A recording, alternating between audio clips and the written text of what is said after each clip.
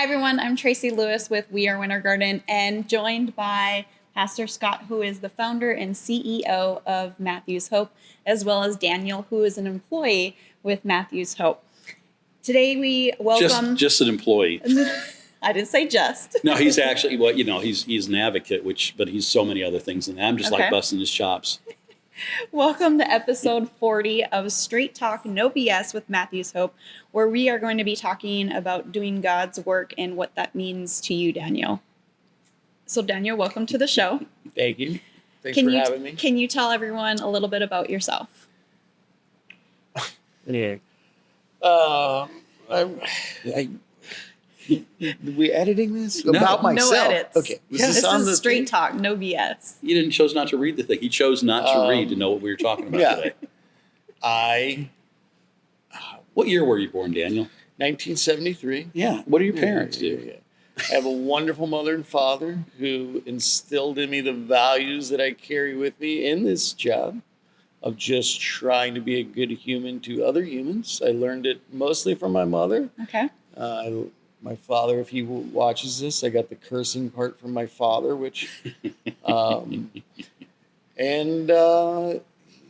I just try. I am the father of a 13-year-old who I try and guide. I say this frequently. I don't have much advice for many people other than my son, and I'm not sure if it's good advice or bad advice, but I also have a loving wife who helps out in that department, and so far my kid is pretty good. So I'm doing something right in that aspect. Right. And with this job that I have now, raising a child to be a good human being to others, no matter what they, he cannot understand what they've been through, and no matter what it seems as if we're going through, their stories are different, of course, and. I think whatever path led me to Matthew's Hope, and it's a long one. I don't know if we're going to go into that. How were you first introduced to Matthew's Hope? So there we go. Funny story. I like a good funny story. I used to do production work, and as it tended to dry up around Orlando, I always needed a second job. Because I would do production work 3 weeks on, you don't know when you're going to get your next gig. So I had a second job, which allowed me to do the production work and then come back. Okay. At some part-time work, at some point, a gentleman and a woman came in, and I kind of got to know it happened to be Pastor Scott and Shelley, and throughout time, getting to know them. One day, I remember the day, you were coming in and I was leaving. And I was like, he always wore flip-flops. And at this with his nails done. I don't even. Or did he not do his nails at that time? Nails. Oh, okay. You do now, though, right? Funny story. My wife said, because I brought up the nails thing to my wife the other day, because about that he always wears flip-flops, and how does someone get away in life with always wearing flip-flops unless you're Jimmy Buffett? And I used to get my toenails painted. You can say anything you want. Yeah. Oh, that's good. You take and she care was of like, yourself. Self-care is great. You're probably jealous. I don't do it anymore, but I don't wear flip-flops, so no one's going to see it anyways. So, and I don't think I'd ever noticed his toenails, to tell you the truth. Sorry to get you off track. Let's get back on track. And he was coming in and I was leaving, and I said, what do you do? Because at this particular establishment, a lot of lawyers that you see on the side of buses or flying airplane banners, a lot of those guys came into this establishment. Almost all of them came into that establishment. So and if they didn't come into that establishment, you didn't know who they were. They wanted you to know who they were. Whether they were accountants or whatever they did in life. It was always like, it's like, okay. This guy he had never said what he did. And I said, what do you do anyways? And he said, I run a homeless ministry. And really, honestly, I had never, ever in my life considered what that actually looked like. So you weren't familiar with homelessness? Well, and so there we go. I, strangely enough, has always been attracted and fascinated and maybe even romanticized homelessness in my life. I grew up in Ocala, and whether I'm 5 or 7 or 10, there weren't a lot of homeless people in Ocala in 1980, 1985. There was one guy. I remember this guy. And he stared at the sun a lot. And I used to think about, I wonder what that guy's vision looks like at this point. Because he just, everywhere he walks, he stared at the sun. And my dad was also always very kind to the few homeless people. And as a sheriff deputy in the county, he kind of knew, like, there's one guy, right? You know? And he would always offer to buy someone something to eat, whatever they wanted. But he also wasn't just going to give them $1, right? Because, you know, whether they're going to go buy alcohol or drugs or whatever, and I don't know how big a drug problem Ocala had in 1980. But with that one guy, and then there was the local town crazy that stood on the corner with the end is nigh, right? And it was like, well, as a kid, you're like, what? Yeah. I'm only just beginning. Like, when is this coming? I don't know. That guy was fascinating. And it was like these two guys. And So I'm sure you're there were more intrigued that I by didn't them. see. But, you know, it was a fascinating. And then as I got older and started traveling around, I used to travel around with bands and take photos and do video work, whatnot. But you pull into a town and you go to set up somewhere, and there's a lot of time to kill. And you could probably find me talking to homeless people because, one, I spent a lot of time in the van with those guys. And two, they smelled just as bad as many of the homeless people. A van with 6 guys in it tends to not smell very nice. I cannot imagine. And so while they were shooting pool or walking around, I'm usually just walking around to see what's in the area. And, you know, you talk to a lot of very interesting homeless people. They have Whether a their story. stories are true or not, whether they were a Sure. general in Afghanistan or Iraq or Vietnam or whatever. And I always say this, I believe everything everyone tells me because I have no other reason to believe otherwise. Unless it's my wife or kid, it doesn't matter to me what you did in life. It's probably more interesting than the truth. Right. Scott, do you remember the first time that you met Daniel? Yeah, well, when you know, this place that he's talking about, at the time, Shelley and I would often meet there for Bloody Marys. And they made a good Bloody Mary. And one day we said it seemed like we were always getting Daniel as our server. And then the next thing is we got, you know, he introduced his full name to us, or most of his name to us, as Daniel Boone. And I thought, well, that's bullshit. Okay. And if you need to cut that, you can, don't. But I'm really like, no, I'm like, your name is really Daniel Boone. And it was. And I was fascinated by that. But we started talking. And the thing is, I'm a people watcher. And I'm watching how this guy is working with his customers, how he's talking to them, how he's interacting with them. And I just appreciate people who are kind for no other reason than to be kind. I don't know that I'm that person, but I appreciate people that are like that. In fact, around Matthew's Hope, we actually refer to him as the ice cream man because Daniel is always, he's the nice guy. Yeah. He's the nice guy. He's the guy that's going to give you the ice cream, you know? And I mean, we even gave him an award recently that we actually had an ice cream cone thing brought in for him. Do you like ice cream? As much as I don't know that we ever asked We're anybody. getting so off track. It became a good cop, bad cop, and someone said he's not the good cop, he's the ice He's cream the ice man. cream. How long ago was this A that year you had ago. met him? Shoot. Well before the pandemic. And Well how before long? the Like and, years before the pandemic. and how long have you been with Matthew's Hope? 3.5 years. Okay. And what happened is that, so the pandemic hits at the same time where he was working, it got right around the same time, it got bought. So the change in management, they were changing some things up. Pandemic hits, it ends up shutting everything down. And so, you know, obviously we don't see each other. And I just happened to come across him somehow on Facebook. And I'm not even, because I'm not that guy who goes on Facebook Right. anything other than for Matthew's Hope. But I came across him and I reached out to him and I said, hey, what are you doing? You know, how are you? Type of thing. And he kind of explained, you know, he'd been kind of a stay-at-home dad right now, you know, looking forward to getting back out to work and whatever. And I know several people that own restaurants and that. So I thought, well, gosh, he's like the best server I've ever seen. Maybe I can hook you up with some of the people I know. And I said, I think I said to him, in the meantime, we could use a little bit of help out here at Matthew's Hope. You want to come out and make a couple bucks? And he never left. Nice. And that's really what happened. That is what happened. He had sent me a message on a Friday. I didn't look at it again until Sunday. I'd been home for 9 months with my wife, who was struggling like everyone was at her job that was still trying to maintain, and her taking on the responsibilities of a team she didn't have. So she wasn't, you know, And then my 9-year-old son who just wanted to talk about Marvel or whatever. And that was the only people you're talking to. Right. And you know, whatever text thread I had with my friends that didn't answer back, you know, you send something funny and it's like 3 days later, like, you're like, there's nothing going on in the world right now. And I had said to my wife, like, Leo was going back on a Tuesday, first of the year, January. And I had said to her, the moment I drop him off at school on Tuesday, I'm going to get a job anywhere. I had some work that was lined up for 3 months down the road, but I just wanted to be around people. Definitely. I really enjoy people and laughter and talking and sometimes. And I just wanted to be around people. You know, my wife is perfectly content with a book and a movie. I like to hear people laugh. I like to make jokes. And so he had left that message on Friday. I answered it. I think I called him Monday. And he said, hey, you want to come out and try it out? I got off the phone with my wife and said, told you. Love it. So whether miracle, godsend, Right. It was meant to serendipity, be. all the things.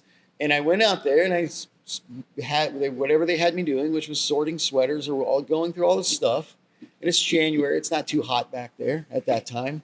And I remember you actually described your job one day as the sweater sorter. I That's love what it. I did. A lot of what that. do you do? I sort sweaters. And at that time, I remember people were smoking out back by the picnic table and laughing. And I was like, I wonder what they're laughing about, you know? Mhm. And I was too new. I'm not the guy to rush in and be like, Sure. hey, guys, I'm Daniel. Right. You know, I'm not going to do that. And I waited. And then, you know, really another part of it is that I realized after, you know, doing an outreach or two that, one, truthfully, that was much more than I had really ever given. Because as fascinated as I was with homeless, I had never went down to a soup kitchen or any of those places because on Thanksgiving, I'm going to go be with my family. You know what I mean? And as much as I want to instill that in my kid, you know, I could instill that in ways that we didn't have to go to a soup kitchen and do. But I also knew after that first weekend, you know, whether it was 2 weeks or whatever, it might not have been that weekend, that I had done something to help people, whether it was sorting sweaters or just being part of that mission, right? And that another thing was, it was the first time in my life I wasn't making anyone else money, you know? Mm-hmm. And that it wasn't about that. It was just about the people. It was just about the people and helping people that are human beings. And that felt really good in a way that I had never really Really felt. fulfilling, I'm sure. Yeah, really fulfilling. So we're 40 episodes in, and we haven't really talked about the basics of Matthew's Hope. I know you guys do a lot of things, but when somebody asks you what Matthew's Hope does, how do you explain that? I think that role has changed recently, and we're doing a lot more than we did before through other circumstances. I don't talk about that really, but the I don't want to say cliche saying is to help people achieve a life of sustainability and independence. Knowing that people got to come to that table, right? And helping people, you know, you can hand out a peanut butter sandwich and a water and a pair of underwear, and that's helping someone. But one, I want to right now to our nursing department, our medical department. I believe, I hate to use the cliche for sure, that's where the magic happens. That is the most important aspect of what we do. And whatever it takes to get those people in there that need that help, you know, it is whoever brings them along where they can get that help. The other people that come in and get a shower and get a new t-shirt and a clean pair of underwear and something to eat is one thing, you know, but to get them back there and for people to be able to receive that help, for me, is the biggest part of the mission. Now, I don't want to discredit the aspect of our housing, which, again, people have to be willing and ready to come into themselves and receive the help and help themselves, which, like we said, was a big part of today. There's only so much that we can do to help anyone that is not going to help themselves. And, you know, I'm reluctant to use those terms, but that is the truth. And again, I also want to stay on here. After 3.5 years of doing this, I'm by no means a qualified expert to be on a podcast, you know? One thing I love about Matthew's Hope is I know that Scott is always evolving and changing what we do. And while we may set something in stone today, we realize tomorrow it doesn't work. We're going to change it because it's not working. And if it doesn't work for this person, but it works for them, he says a lot, we swim in the gray, and that's the truth. There's very little black and white about what we do because it's always changing. And for anybody that criticizes what Matthew's Hope may do, the reason I got off Facebook, which I'm glad I hadn't before I saw the message, was because people were criticizing Matthew's Hope for having nicer things than homeless people. And you go, why are these people criticizing us? What are they doing? If you just come down for one Tuesday or Thursday and hang around for 4 hours, 1 hour is probably all it takes, 30 minutes, and see what we do, you know that there is not a single homeless person that comes in that doesn't leave with what they need. And if they don't get what they need that day, we're going to do everything we can to try and get them what they need. And sometimes more than they deserve, more than they've put in the effort to get themselves, because that's what we are trying to do. And so at that same time, while Facebook brought me to Matthew's Hope in a super roundabout 2 years later way, and again, I don't know how long we've known each other now, a long time. It also was the thing that got me away from Facebook because so many people throw stones. Yeah. And what are they doing? And just come be a part of it and see what Matthew's Hope is doing. Because there's a lot that you guys do. It helps temporary, but also moving forward, like the Moving Forward program does with classes and educating and helping empower them so they can take one step forward. Sometimes it's 10 steps back. But Scott, do you have anything to add to tie that together? I think, today was an interesting day because, we were reminded once again today that we don't save anybody. We were dealing with a particular situation, a mother and child who the mother is not put forth, which, our whole thing is help you help yourself. And it's just not happening. And, she cut loose pretty strongly against some of our staffing and made some pretty awful claims and what have you. And this person has been helped and walked through the process a long time. And, we had to stop for a minute and look at where we're at as far as reminding ourselves what we can and can't do for people and that we don't save anybody. Shelley stopped by today, which was interesting. And she says, you saved me. And I said, no, Shelley, I was part of what God did to save you. You gave her the tools. But yeah, she goes, but you stuck with me. You hung in there. I said, yeah, but you also, you were willing to work the program.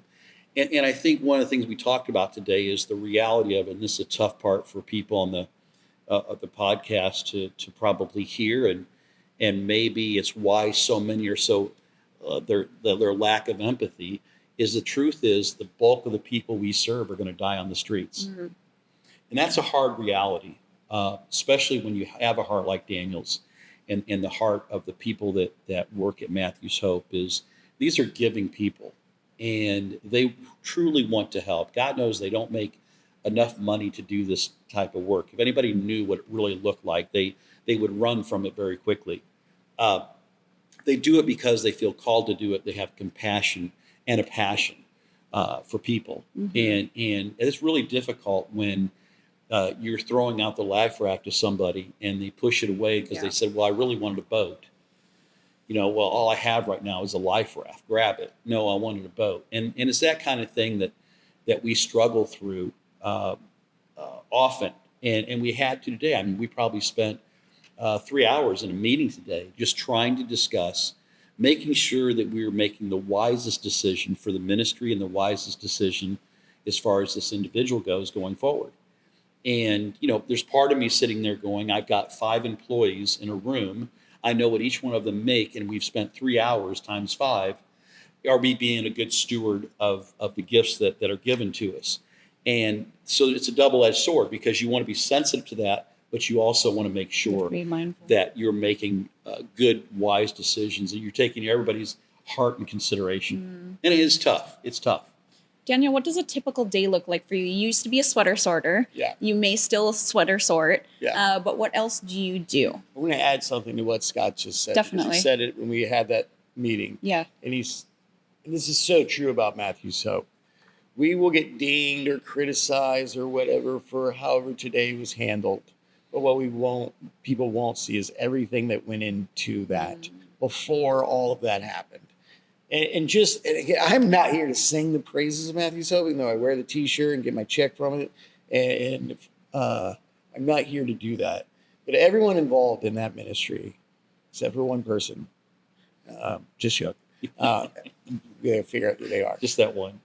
Does everything on a day-to-day basis, trying to figure out. Like there's really not a guidebook, a handbook, a rule book for figuring out how to get people's lives back on track. There's not. But everyone there spends their entire days and evenings and waking up in the middle of the night, concerned about the people, A, that are part of the program, B, the people that just come through the doors, right? I don't think there's a single person you could interview in this position that doesn't say they don't wake up in the middle of the night and the first thing that pops in their head is, what can we do for that person? Everyone there. It's not, I know that a criticism of Scott was that he found a way to make money off homeless people. And I've even heard a guest that came to receive services say that. Really? It's like, well, what, did you pay anything today? Did you, you're not paying anything. He's not, whatever money he's found to help me support my family is wonderful. But no, everyone else there is concerned beyond their pay about because there's no way to turn this off. Right. There is no way at 4 p.m. that I just stop thinking about it. That'd be pretty cool if we could. It would be amazing. But there's not. And so my day to day, back to that question, are you still interested in that? I am. Well, currently, because I now am working outside. Do we talk about that? You can talk about it if you want. We received a grant, fortunately, to try and help kind of circumvent, as I believe that this is to be true, the system that is in place currently to help homeless through county funds, state funds, government funds, federal funding. So my day currently looks different, and it's an aspect of Matthew's Hope that we've never been involved in. And if you weren't in our program, there wasn't much help for you. Again, medical was getting people help. But outside of our program, we're not paying your light bill. We're not helping you with rent. We're not getting you off the street in those ways. Gotcha. So with that grant, and again, before we took that grant, Scott said, you will see it's a lot of red tape and bureaucracy, and that has been nothing but the truth. Now, we have been able to help a lot of people, more than we would have otherwise, and that's been wonderful. We should have been able to help a lot more people already. That's not the case, but we are helping people. So my day-to-day is to come in and try and figure out who is going to be best eligible for that help. Okay. Ideally, the grant was to help those most vulnerable, to try and, like Scott had said, and I agreed with, because I had a lady that died in the woods that should not have died in the woods because hospice didn't see that she was ready, and she died that weekend. Oh, no. Right. In the woods. In the woods. And again, as a society, and if this is at the podcast, I don't believe as humanity and as a society anywhere in the United States of America, at the very least, that that's what should be happening with anyone, no matter what bad decisions they've made in their life. Me personally, anyone can disagree with that. My father probably disagrees with that. But me personally, I don't believe that. I believe we are better as human beings and as a society than that. Definitely. And I will tell you that that's Daniel's heart, and it's why he's at Matthew's Hope. There are times when he and Charlene are very much alike at times, where if I cut the two of them loose, chances are we'd be shut down in about a week and a half. But a lot of people would be helped in that week and a half. Yes. It's important to try to find that balance. But you've got, if that is not your heart to begin with, if you don't have, you've heard him use the, humans. Let's just put it to the rawest form. All we're talking about is human beings. That's all we're talking about here. do they not deserve a Right. certain level of respect and dignity, if nothing else? Mm-hmm. And there's times where I know it's a struggle for him, but it's not that the struggle is lost on me. I get the struggle. I have it every day. There's a reason that I look the way I do. I'm exhausted. Uh, because every time we have to, and ultimately it ends up on my shoulders to make a tough decision. It's making a decision that inside my heart still hurts. I told someone today I'm sick at my stomach, though I know the decision we had to make today and other days are the right decisions. Sometimes they just make you feel lousy.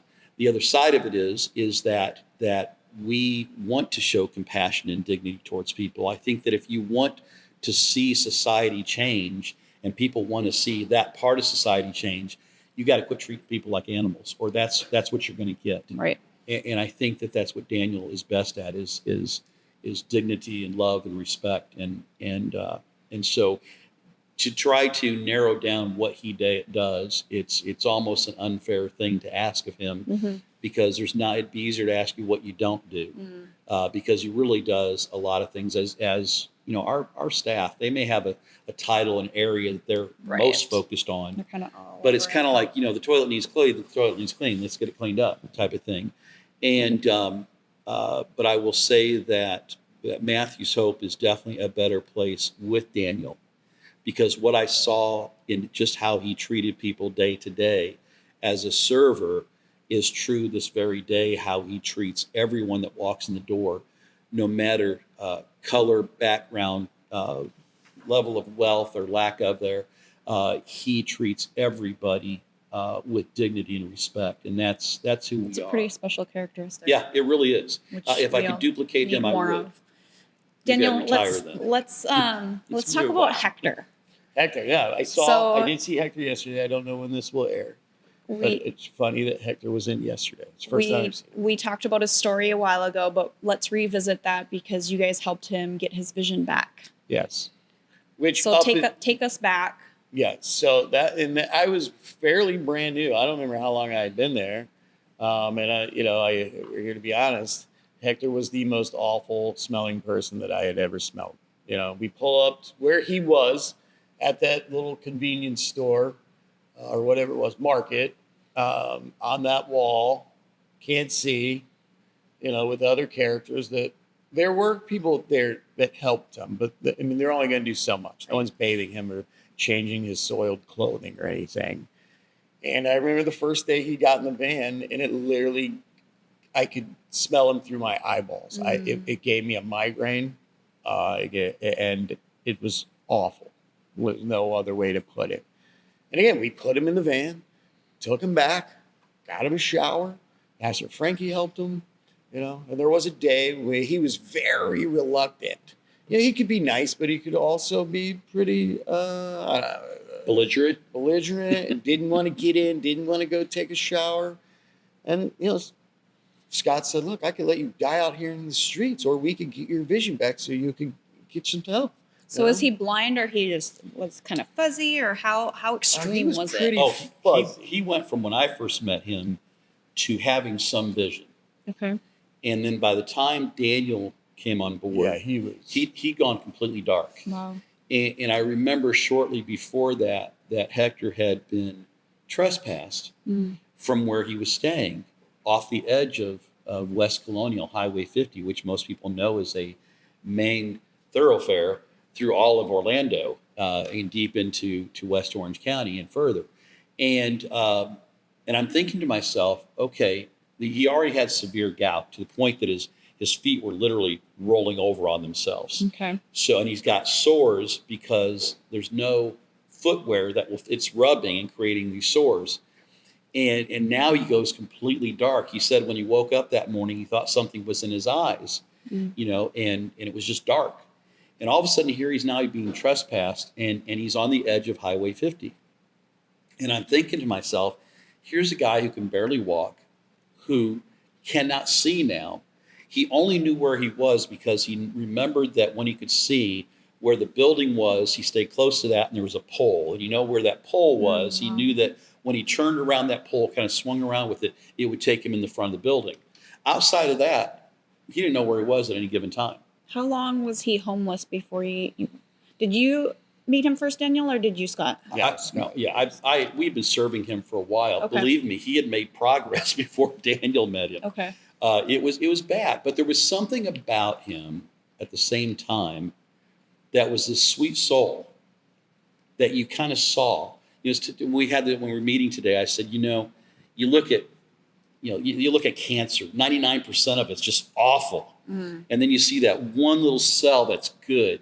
And it was kind of like 99% of this guy was awful, but there was this one little piece of him that just said, don't give up on this guy. But I didn't know what that meant at that point, whether it was just us trying to keep him more comfortable or whatever. But the cool part is then as Daniel started going out in the field, their relationship started to build. And that's where the story really takes off. Daniel, let's pick up from there. What happened then? Hector was definitely quite a character. And, and this comes in a lot, just speaking to them as though they are, humans. You start to get their story. You're right. He has a backstory, and he has a sense of humor. As most people do. He had an incredible sense of humor. So we really hit it off, right, for whatever reason. And there aren't too many people I don't get along with, but you get along with others better than some, right? And we just, that started to form, and the joking. And then, it is also a huge trust issue. And, we say this a lot, like, you came back. Yeah, we came back. And now you've got to get back in the van and go take a shower, right? Like, we're going to keep this happened. back. It was kind of like a circle. It kept going for a little while. Mm-hmm. When did it come to the point where he had surgery? At least a few months, several months, because they were trying to get his feet cleaned up. And like Scott had put that, like, you got to come in and get this taken care of, right? Yeah. If you're not going to get that taken care of. So you guys were helping with Well, medical. and they also, first. in talking with doctors too, the concern was with the feet and infection, that if they were to do surgery on his eyes and that infection were to spread. So it really came down to literally saying to him, I can just let you die here on the streets if that's what you choose. And I think I looked at him, if I recall right, and said, you're a grown man. You have the right to make that choice, and let us know and we'll back off. But if you want to get better, you've got to do these things. And, whether it was, the showers and eating better and not drinking and different things. And I just left it at that. And then he made the decision, not only made the decision, but he verbally made the commitment to do better. Okay. And that's when it started in the medical team. There's a lot of pieces that are moving that would take us all day to get into. But the bottom line is, Daniel said earlier, our medical team is amazing, and they're relentless. They just like most our staff, all our staff, they just, no is not an option. Let's see what else the options are before that.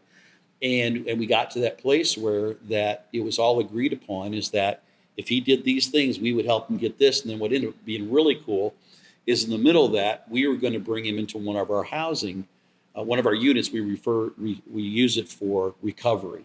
So it's not a medical recovery room. My medical team's not there, but we will bring people in because there's doctors that have agreed to do certain surgeries. But they say, look, that individual needs to be off the streets and out of that damp, moist environment for 3 days, 2 weeks, whatever the case is. So his was, he needed about 2 weeks between eyes. Well, the cool thing is the hospital worked it out through Advent Health, worked it out for him to stay at the hospital to work with his feet while his eyes were healing.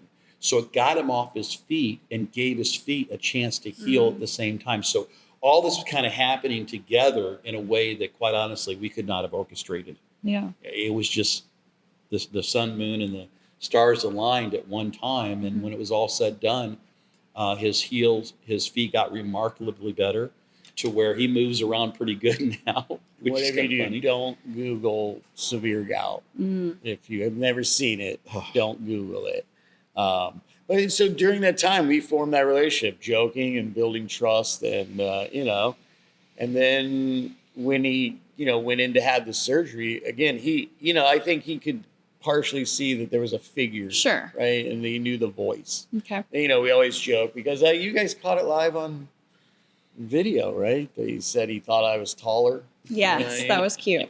And when he was first no able one's to ever see really you, said that to me. So there definitely again, seeing him yesterday. He calls me son. I let my father know I don't call him father, Poppy maybe, but Yeah. not, and that is something. So I love that you've created this bond and you guys laugh and you joke and where he is. But what did it take to get him there? Like before his surgery, you mentioned that he needed to shower. How does a blind man shower? You don't just like throw him in there and be like, there you go, find your shampoo. So his reluctance to come in was a serious obstacle, which led to Scott giving him an ultimatum. If he wasn't going to come in and shower and get his feet doctored, there wasn't going to be any more help. If he's not going to help himself through that. So bringing him in to shower, and again, there were people that didn't want to ride in the van with him if he was going to be in the van. We were going to skip that day. So getting him in to shower, and bless Pastor Frankie. Frankie was the one that bathed him in our showers. Many times before he could get back to medical, so they could doctor his feet. Because that all had to happen before. Believe me, I've seen Hector naked too, and I'm still in counseling. You haven't really lived till you bathe a homeless person, especially when they're not really interested in being bathed. But he came to really appreciate the fact that people were caring for him and doing this. But that had to happen also, because our nurses would spend a large amount of time dressing his wounds, and because his feet were so bad. His feet were terrible, and trying to find some way to put footwear on him. So we literally tried several types of like diabetic footwear and different things that wouldn't rub on his skin. And this is not cheap.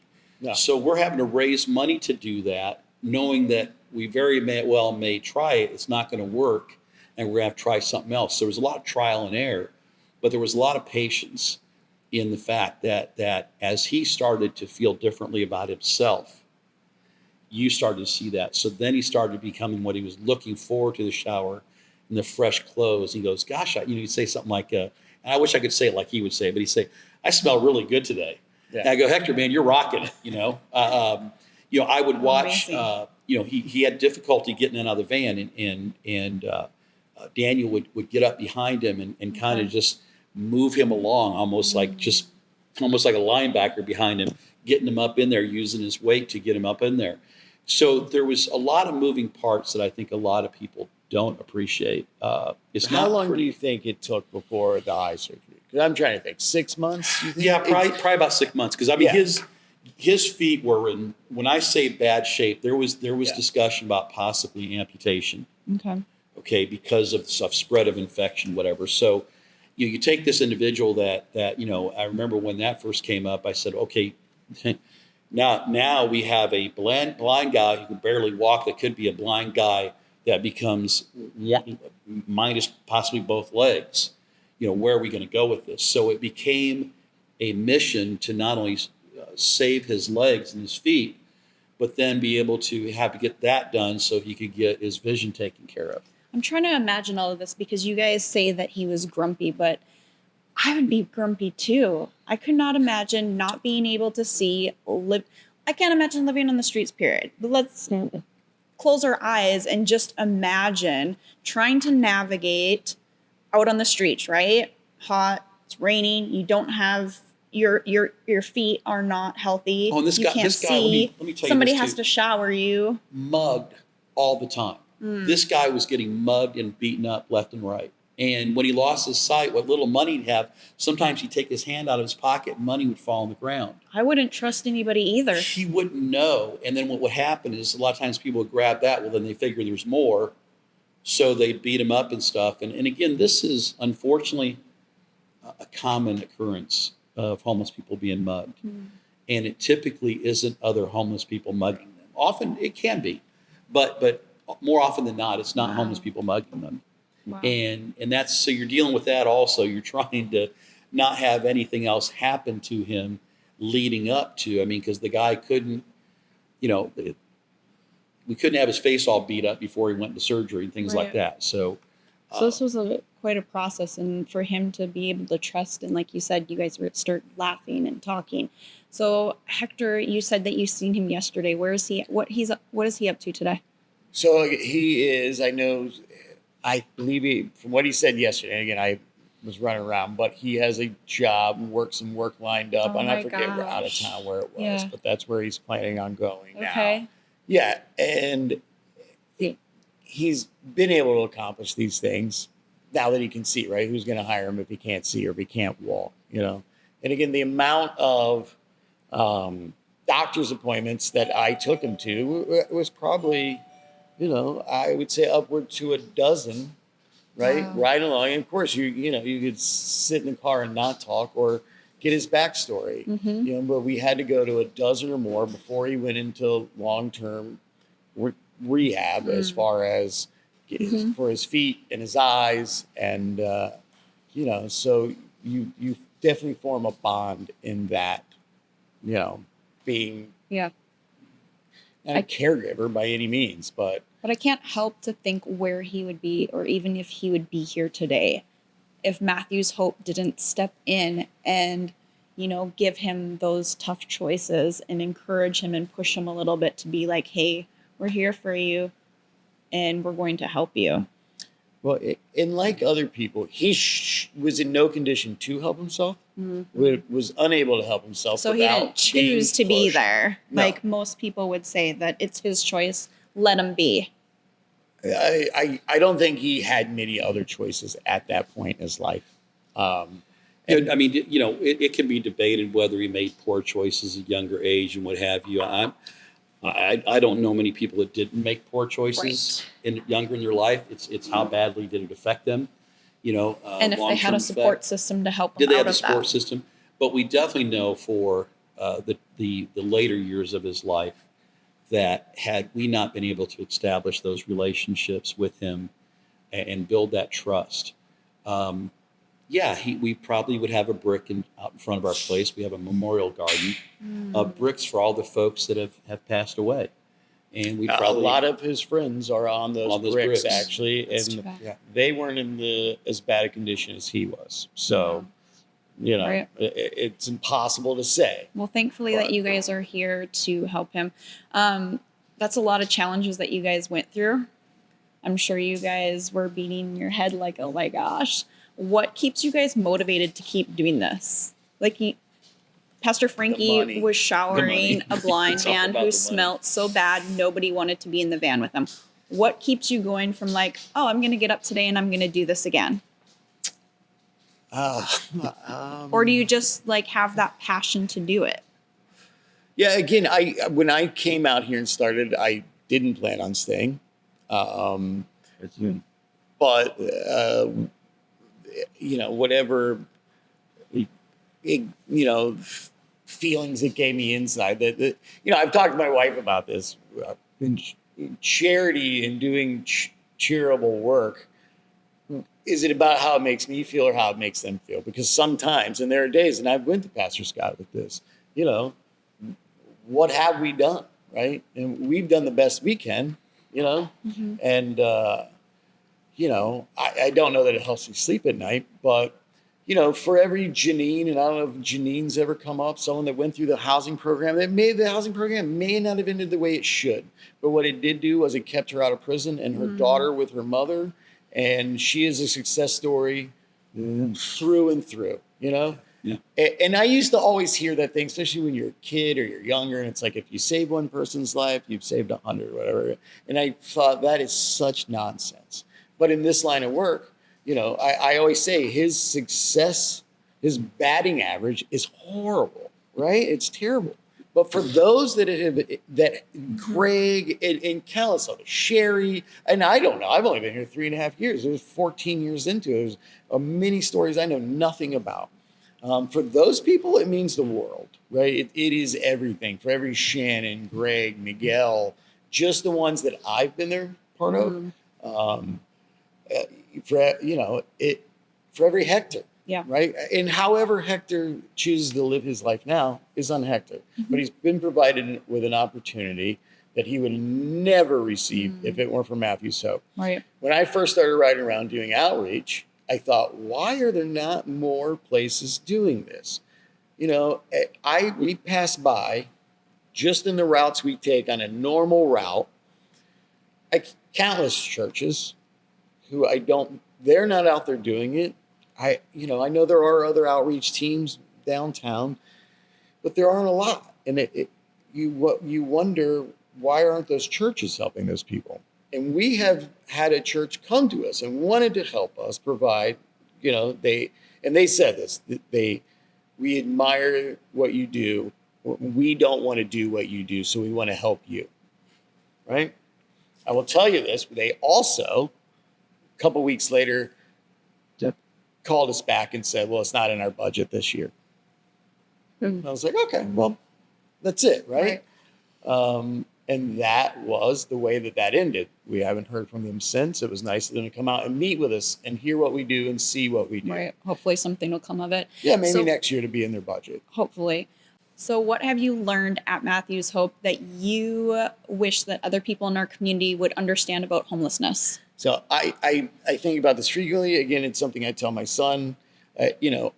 All of these people, those people, whatever they are, they all have a story that is beyond crushing and heartbreaking.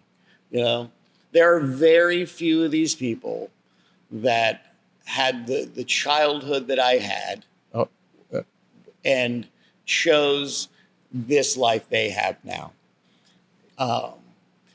They have had parents that didn't care about them. And I know Pastor Scott's story and Shannon's stories and some of the stories. They are very few that are able to overcome those obstacles with parents that didn't love them, that were abusive.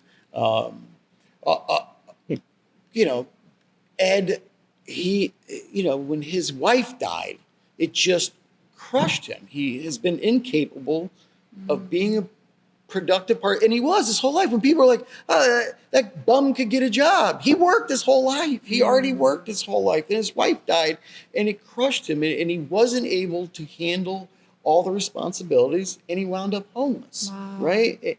Which could happen to any one of us. Which could happen to anyone. We all, unfortunately, are going to have to go through those things, whether it's parents dying, a loved one dying, a child dying.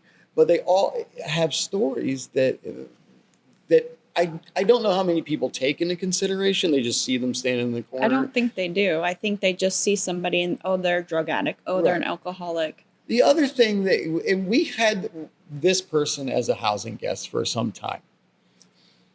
He's tall, strong, able-bodied. And I know that if someone saw him standing out, panhandling, they would think that guy can get a job. And if you talk to him for 5 minutes, you would think he was perfectly normal. Mm-hmm. He had several certifications in HVAC, and you go, why are you not working? Mm-hmm. Constant work in Florida with HVAC. But you realize in that 6th minute when you talk to him that he had mental illness that would not allow him. He was not going, and all it could take was a prescription for a pill once a month, once a week, once a day. I don't know. It's impossible for him to get that, right? Like the trials you got to go through, is this pill going to work? Is this pill to get him to that point? And unfortunately, he didn't make it through the program because of his own mental illness, right?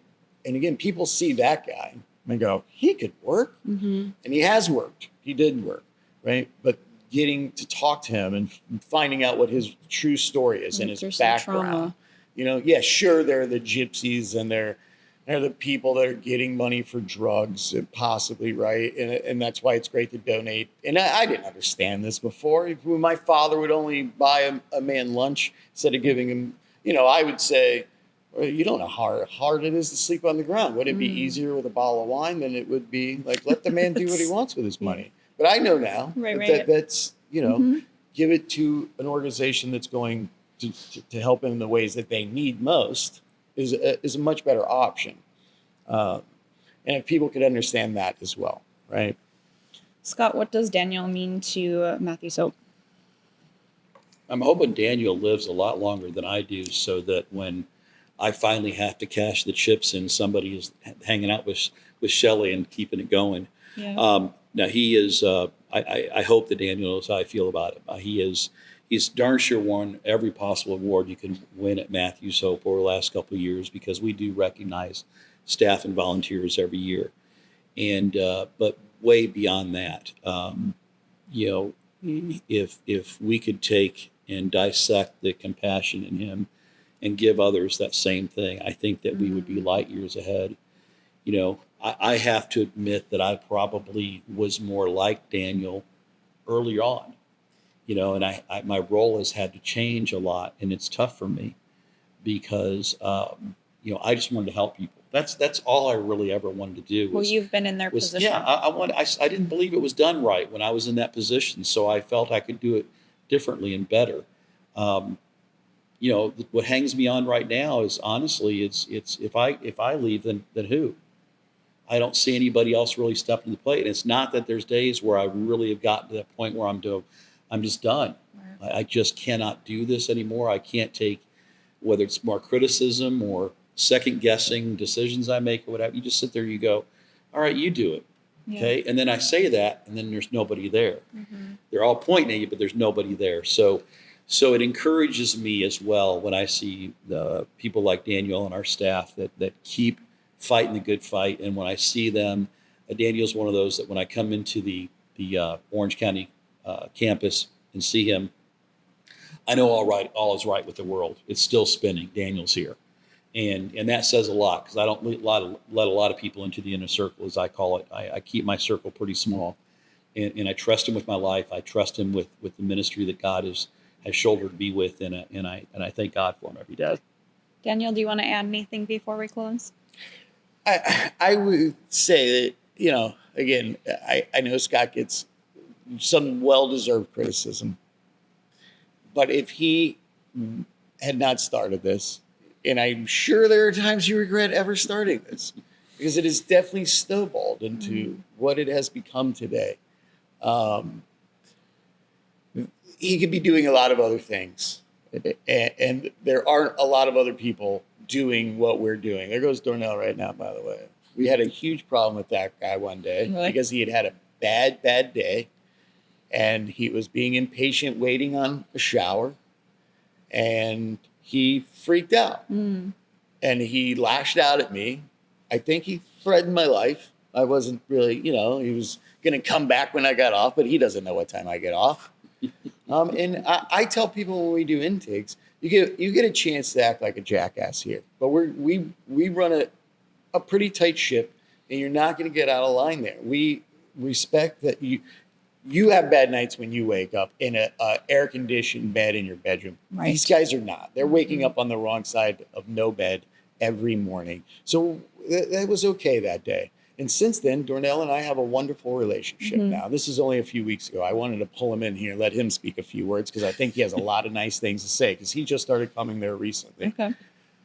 But, you know, these people, again, are waking up in bad moods, so they're going to come there. The other thing I will say is, and we are getting this a lot more, because, and this is no criticism of any other organizations that are helping homeless, because there should be more. But to come to Matthews Hope, they know, and I know they know because they tell us that they come there because it's peaceful. People are going to get out of line. We're going to ask them not to come back today. Don't come back Thursday. Sure. When you're ready, come back. We're a place of grace and forgiveness. Come back. Scott has had a lane in particular, who's come back and come back. She has never done anything to disqualify forever, right? And they come there knowing that they can have some peace, and the food is good, and the nurses are amazing and wonderful, and Shannon is amazing, and all of the volunteers that come there, that do not need to come there, have to come there, some days want to come there, that they do, right? They are there because they care about these people, That's these great. human beings, and they don't have to be. Right. And so we know from the people that come here now, to come and sit under our tent, and to come in where you pull a number, and to be checked in, and to sit in the air conditioning and get the food, and have Linda wonderful Linda. Bark at them when they get out of line because we're going to keep them in line because it's nice for everyone else. Right. That, well, I thank you, Daniel, for being here. Thank you for sharing Thanks your for having stories. me. Thank you for doing everything that you're doing. Pray that God continues to bless you and keep peace and that passion in your heart, because I can't imagine doing this day after day after day. So God bless you and everybody else, all the volunteers and whatnot. Scott, how is this all supported? The support comes from you, the community. One of the things that's very cool right now is a lot of people don't realize our budget this year between our two campuses is going to be about $15 million. Wow. When you look at money, in-kind donations and services, what have you, that's a lot of money when only 6.2% of that budget is coming through this special Orange County grant. So it kind of puts it in perspective. We are not a government-funded agency. One thing that's very cool that's going on right now, especially because we're in the slower summer months right now, which giving goes down during the summer, is that we currently have an opportunity to have $300,000 matched. Okay. Meaning simply that if you donate $10 to Matthew's Hope between now and the end of June, we're going to get another 10 from an anonymous donor. So someone congratulated me the other day for the 300,000. I said, no, wait a minute. That 300,000 is worth nothing until we match it with 300,000. Then it's worth 600,000. So we would certainly encourage people to visit our website, our Facebook page, and Can that be a one-time donation? It could be a even if it's one-time donation, monthly? or if they make a sustaining, become a So they'll monthly match quarterly both? as a sustaining donor, Okay. that would count as well. Okay. We'll be able to, when they bring that through the system, we'll be able to capture that. And this particular group is willing to match every one of those dollars between now and the end of June. And we're excited for that opportunity. But like I said, that 300,000 means nothing until we match it. So right now, so far, we had a $50,000 donation given the other day. So we got $250,000 left. Okay. As of this taping. So no amount's too small, no amount's too big. Your 10 makes 20. Your 1 makes 2. That's the easiest way to look at it. You got 10 grand, we get 20. So people need to understand that it really is the middle class that makes us work. Okay. It's hard to quit apologizing because we keep our stuff nice. But we believe in doing all things with excellence and looking like we know what we're doing besides doing what we're doing. So Well, and you guys are smart with your money too, I feel. So we try to be. wonderful. So let's get all those donations in. Thank you for watching. We hope that you like, comment, subscribe, share, and we'll see you guys next time.